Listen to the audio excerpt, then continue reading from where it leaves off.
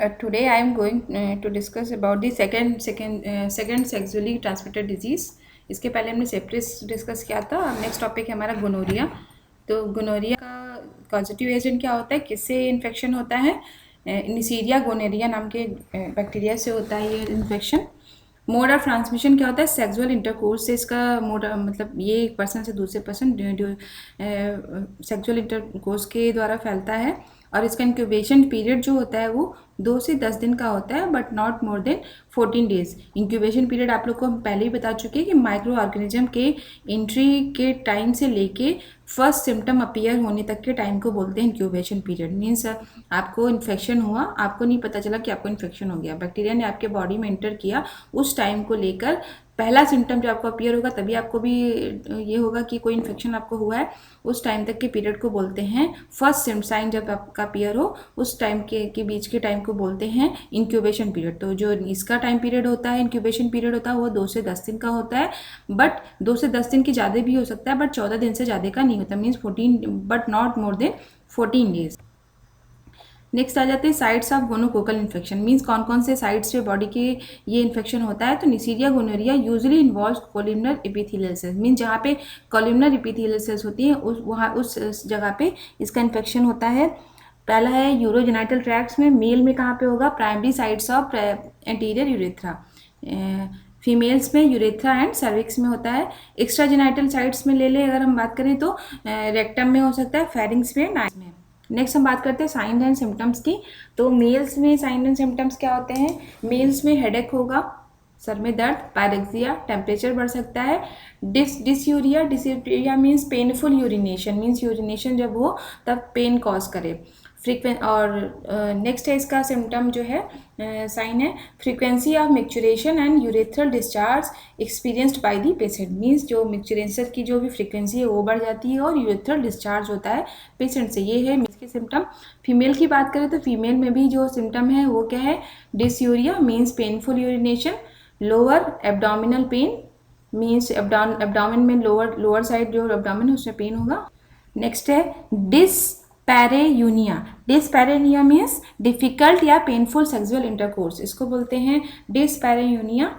तो ये भी हो सकता है।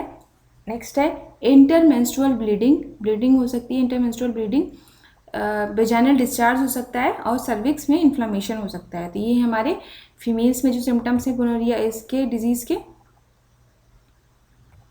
नेक्स्ट है लैबोरेटरी इन्वेस्टिगेशन कैसे करते हैं? जो बैक्टीरिया को आइडेंटिफाई करते हैं वो हम थ्रू ग्राम स्टैनिंग करते हैं या कल्चर के थ्रू कर सकते हैं। इसके अलावा मेटास्टैटिक गोनोरिया भी होता है। मेटास्टैटिक गोनोरिया कहाँ को हम DGI या डिसेमिनेटेड गोनोकोकल इन्फेक्शन के नाम से भी जानते हैं। मेनली ये वुमेन्स में देखा गया है, लेकिन इसमें जो है एसिम्प्टोमेटिक जेनाइटल इन्फेक्शन होता है। मीन्स सिम्टम्स नहीं दिखते हैं। नेक्स्ट है ऑप्थेल्मिक नियोनैट्रम। ऑप्थेल्मिक नियोनैट्रम क्या होता है? अनट्रीटेड मदर में infect their babies during delivery resulting in ophthalmia neonatorum. Ophthalmia neonatorum babies में हो जाता है कब? During the delivery. अगर मदर को गोनोरिया है, अगर उसका ट्रीटमेंट नहीं हुआ है तो उस टाइम क्या हो सकता है? ये बच्चे में भी ट्रांसफर हो सकता है, जिसको हम बोलते हैं ऑप्थेल्मिया नियोनैट्रम। आगे हम बात करें कॉम्प्लिकेशंस की। तो कॉम्प्लिकेशंस क्या क्या हो सकते हैं? मेल्स में बेलानाइटिस हो सकता है। बेलानाइटिस यहाँ पे आइटिस वर्ड है किसके लिए? आइटिस वर्ड आपका यूज हुआ है इन्फ्लामेशन के लिए, और बेलान यहाँ पे जो वर्ड यूज हुआ है वो पेनिस ग्लैंड्स में क्या हो सकता है? इन्फ्लामेशन हो सकता है। नेक्स्ट हम बात करें बेलानो पोस्थाइटिस की। तो बेलानाइटिस में क्या था? बेलानाइटिस में सिर्फ ग्लैंड्स की वो हुई थी, मीन्स जो भी हेड था पेनिस का वहाँ पे इन्फ्लामेशन हुआ था। बट बेलानोपोस्थाइटिस में क्या होगा? दोनों का होगा, head of the penis and जो फॉर स्किन है दोनों का इन्फ्लामेशन होगा, तो इसको बोलते हैं बेलानोपोस्थाइटिस। बेलानाइटिस में सिर्फ पेनिस ग्लैंड्स का इन्फ्लामेशन होता है या हेड का इन्फ्लामेशन होता है पेनिस के, बट बेलानोपोस्थाइटिस में ग्लैंड्स के साथ साथ फॉर स्किन का भी, या हेड के साथ साथ पेनिस के हेड के साथ साथ उसके फॉर स्किन का भी इन्फ्लामेशन होता है। नेक्स्ट है पेरीयूथरल एब्सेसिस। तो पेरीयूथरल एब्सेसिस क्या होता है? पेरीयूथरल एब्सेसिस में यूरेथ्रा के चारों तरफ जो टिश्यूज होते हैं उनका क्या होता है? एब्सेसिस होने लगता है। ठीक है। नेक्स्ट है एक्यूट प्रोस्टेटिस। एक्यूट प्रोस्टेटिस क्या होता है? एक्यूट प्रोस्टेटिस में क्या होता है, जो हमारी जो ये मेल्स में प्रोस्टेट ग्लैंड होती है उसमें क्या होने लगता है, इन्फेक्शन हो जाता है, इसी को बोलते हैं एक्यूट प्रोस्टेटिस। और क्रॉनिक केसेस में क्या होता है, स्ट्रक्चर यूरेथ्रा हो सकता है। अब आ जाते हैं फीमेल्स में, तो फीमेल्स में भी सेम वही होता है, पेरीयूरेथ्रल एब्सेसिस होता है, मीन्स यूरेथ्रा के चारों तरफ जो टिश्यूज़ होते हैं उनका क्या होता है, एब्सेसिस हो जाता है उनके चारों तरफ के टिश्यूज़ का। वुल्वाइटिस, वुल्वाइटिस मीन्स आर्टिस मीन्स इन्फ्लामेशन, और वुल्वा, तो जो फीमेल रिप्रोडक्टिव सिस्टम में जो वुल्वा ऑर्गन होता है उसका क्या, वुल्वा जो होता है पार्ट उसका क्या हो जाता है, इन्फ्लामेशन हो जाता है। नेक्स्ट है सिस्टाइटिस। तो सिस्टाइटिस क्या होता है, ये एक ऐसा इन्फेक्शन है जो स्पेशली क्या होता है, वुमेन्स में होता है, वुमेन्स के ऑर्गन्स में होता है। क्या होता है, लिक्विड वेस्ट कलेक्ट होता है बिफोर लिविंग, मतलब ब्लैडर में लिक्विड वेस्ट कलेक्ट हो जाता है जो कि at the time of toilet बहुत ज़्यादा पेनफुल होता है उसको जब वो एक्सक्रीट आउट होता है। नेक्स्ट है ओफोराइटिस। तो यहाँ पर भी आइटिस मीन्स क्या है, इन्फ्लामेशन। तो ओफोराइटिस, यहाँ पे जो ओफो वर्ड यूज हुआ है वो मेनली ओवरी के लिए हुआ है, तो ओवरी में इन्फ्लामेशन क्या कहलाता है, ओफोराइटिस।